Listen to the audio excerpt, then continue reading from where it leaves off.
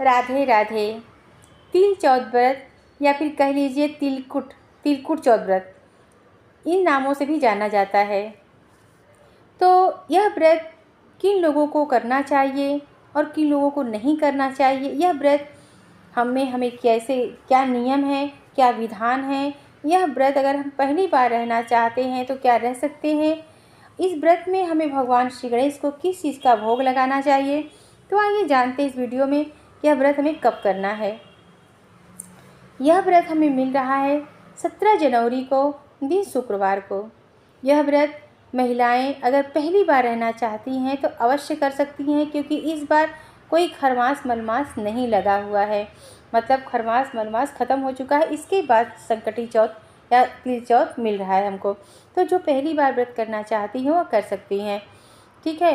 इसके बाद इस व्रत में हमें भगवान श्री गणेश जी को तिल का और गुड़ का भोग लगाना चाहिए और शकरकंदी का भोग लगाना चाहिए। 4-4 की संख्या में हमें जो भी चढ़ानी है वो 4-4 की संख्या में होनी चाहिए। जैसे कि 4 तिल गुड़ के लड्डू हो गए, 4 शकरकंदी हो गई, और आप कोई फल 4 ले सकते हैं या फिर 4 की संख्या में एक ही फल 4 की संख्या में ले सकते हैं। इस तरह से भगवान को प्रसाद चढ़ा सकते हैं। पहले भगवान श्री गणेश की पूजा करने के लिए आपको एक चौकी लगानी चाहिए। चौकी पे लाल वस्त्र बिछाकर शिव परिवार की प्रतिमा को स्थापित करना चाहिए। इसके बाद कलश लगानी चाहिए। आप दीप कलश भी लगा सकते हैं और आप श्री कलश भी लगा सकते हैं। इस तरह से आप गौरी गणेश बनाएं। गौरी गणेश एक बार जो बनाया जाता है वो हमेशा ही उसी गौरी गणेश से पूजा होती है। आप उस गौरी गणेश को अच्छे से रख दिया करें। तो अगर आपके पास आप आसपास गांव में हैं, आसपास आपके गोबर मिल जाती है, लेकिन अगर शहरों में रह रहे हैं तो हमें गोबर नहीं मिलती है, तो हमें हल्दी का गौरी बनाना चाहिए और सुपारी का गणेश जी। तो इस तरह से गौरी गणेश बना के हमें पूजा करनी चाहिए, फिर इसको अच्छे से रख देनी चाहिए, ठीक है। और गौरी गणेश की पूजा करें और भगवान श्री गणेश जी को, भगवान शिव परिवार को बेलपत्र अर्पित करें, फूल धूप दीप नैवेद्य समी पत्र अर्पित करें और भगवान को पान सुपारी लौंग इलायची का भोग लगाएं और उनको बीड़ा बना के जनेऊ चढ़ाएं। इस तरह से आप पूजा करें और भगवान श्री गणेश जी के मंत्रों का जप करें। उनका मंत्र तो सभी जानते हैं, बहुत ही सुंदर मंत्र है, ओम गं गणपतये नमः, ओम गं गणपतये नमः। इस मंत्र का जाप आप निरंतर करते रहें उस दिन, तो बहुत ही अच्छा होता है। भगवान श्री गणेश जी के अथर्व शीर्ष का पाठ जरूर करें। यह पाठ करने से हमारे संतान के जीवन में कभी कोई परेशानी नहीं आती है। यह व्रत संतान के सुख के लिए होता है, संतान के दीर्घायु जीवन के लिए होता है, उनके जीवन में कभी कोई संकट ना आए, इसलिए यह संकट चौथ का व्रत महिलाएं करती हैं।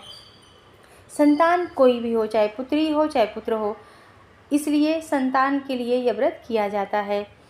और यह व्रत करने से हमारे जीवन में को हर प्रकार के संकट भगवान श्री गणेश जी हर लेते हैं और हमारे जीवन में सुख समृद्धि का वास होता है।